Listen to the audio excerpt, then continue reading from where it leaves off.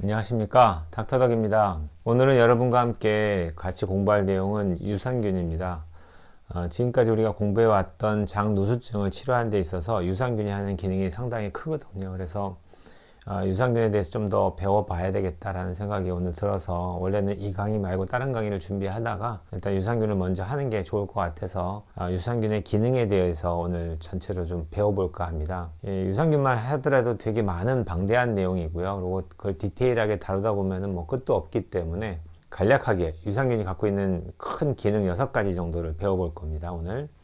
제 강의를 듣는 분들이 일반인들도 있고 의사 선생님들도 있기 때문에 제가 중간에서 모두 유익한 정보를 주고 싶어서 제가 많은 자료를 찾다 보니까 어떻게 하면 좀 더 두 분들께 더 잘 전달할 수 있을까 고민하는 과정에서 어젠가 그저께 환자 한 분이 왔는데 제 강의를 들으시면서 졸았대요. 그 정도로 일단 재미가 없다는 얘기죠. 두 번째는 어렵다는 얘기고요. 일반인들한테는 참 어려운 내용인 것 같고요. 제가 하는 단어 하나도 다 의학용어를 쓰다 보니까 의사 선생님들은 다 이해가 되는데 일반인들은 좀 어려운 그런 내용일 것 같아요. 그래서 어떻게 하면 좀 더 환자분들께 쉽게 전달할 수 있을까라는 고민을 지금도 하고 있는데요. 그래서 오늘은 강의 패턴을 좀 바꿔서 슬라이드를 파워포인트로 작업하지 않고 그냥 제가 자세하게 설명드리는 걸로 해서 강의를 하고, 이 옆에다가 의사 선생님들께 필요한 어떤 그 증거 자료나 데이터들을 띄우는 방식으로 일단 진행을 할까 합니다. 그래서 오늘 그렇게 한번 또 해보고요. 여러 가지 방법을 통해서 해보고 환자분들께 좀 더 도움이 됐으면 하는 생각입니다.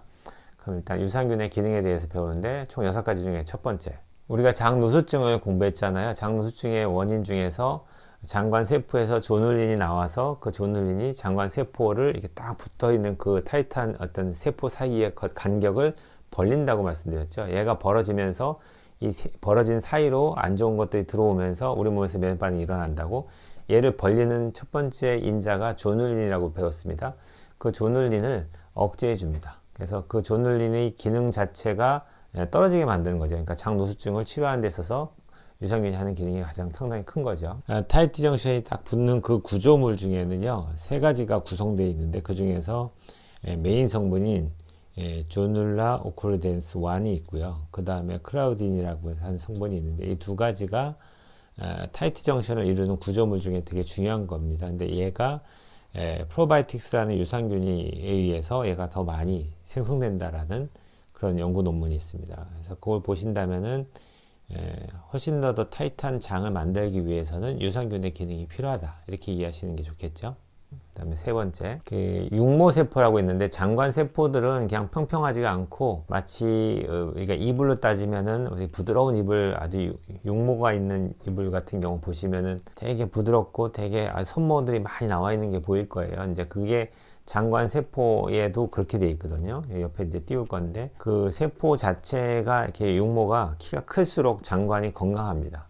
근데 유산균은 이 육모세포의 키를 키우는데 도움이 됩니다. 네 번째, 장관 내에는 여러 가지 세균들이 기생하게 되는데, 그 세균의 어떤 분포들이 다양하고 여러 가지 세균이 있을 때 유산균이 하는 기능이라는 건 유해세균의 증식을 억제해 줍니다. 그러니까 유해세균이 많을수록 장관에서의 어떤 안 좋은 영향들을 받을 텐데요. 그게 유산균이 들어감으로 인해서 유산균과 유해세균이 싸운다고 이해하시면 됩니다. 그래서 유산균이 많을수록, 우리 몸을 보호해주는 균이 많을수록 우리 몸을 해하는 균들은 숫자가 줄어들게 되겠죠. 5번째, 우리 몸에서의 그 유해세균이 분비하는 독소들이 있습니다. 이게 리포폴리사카라이드라고 하고 인터루킨 10이라고 하는데, 이것도 모르셔도 돼요. 전문 용어는 모르셔도 되는데, 아무튼 유해세균이 그냥 우리 몸을 공격하는 게 아니고 얘가 분비하는 독소가 있습니다.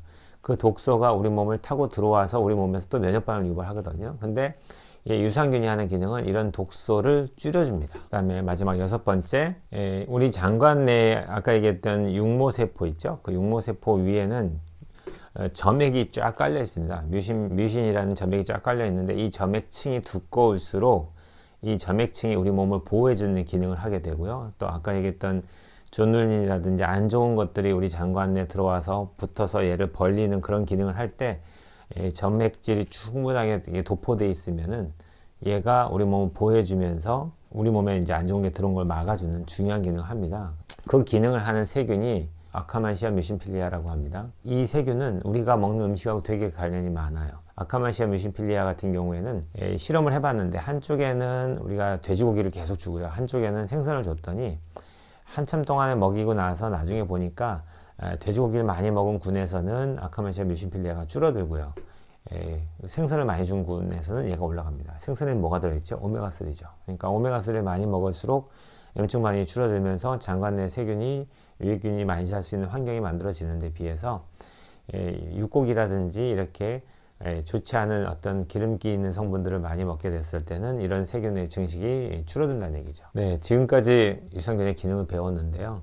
이거 말고도 더 있을 것일 건데 일단 제가 간략하게 유산균이 우리 몸에서 어떤 기능으로서 우리 몸을 보호하는지를 한번 배워봤습니다.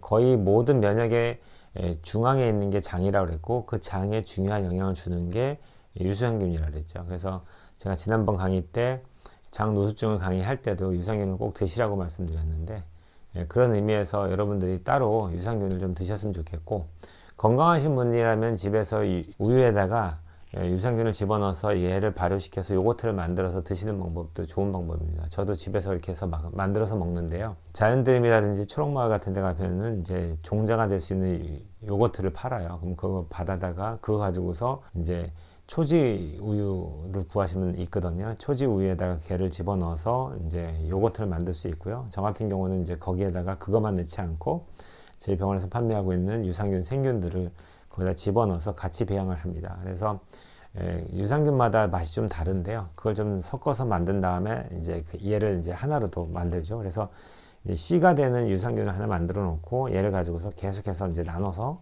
요거트를 만들어서 하루에 하나씩 먹게 됩니다. 그러면 이제 좋겠죠. 자가면역 질환이 있는 분들은 제가 우유를 못 먹게 하기 때문에 그렇게 만들어 먹는 거는 나중에 이제 좀 건강해지면 이제 시도해 볼 수 있지만 그 전에는 그냥 안전하게 유산균만 딱 드시는 게 더 좋을 것 같습니다. 제가 볼 때는 당분간은 건강하신 분들은 상관이 없지만 자가면역 질환이 있는 분들은 가능하면 우유를 좀 줄이시고 유산균만 드시는 걸 저는 추천할 것 같습니다. 네, 오늘도 긴 내용인데 오늘 여기까지 공부하고요. 온 국민이 건강해지는 그날까지 닥터덕은 여러분과 함께 합니다.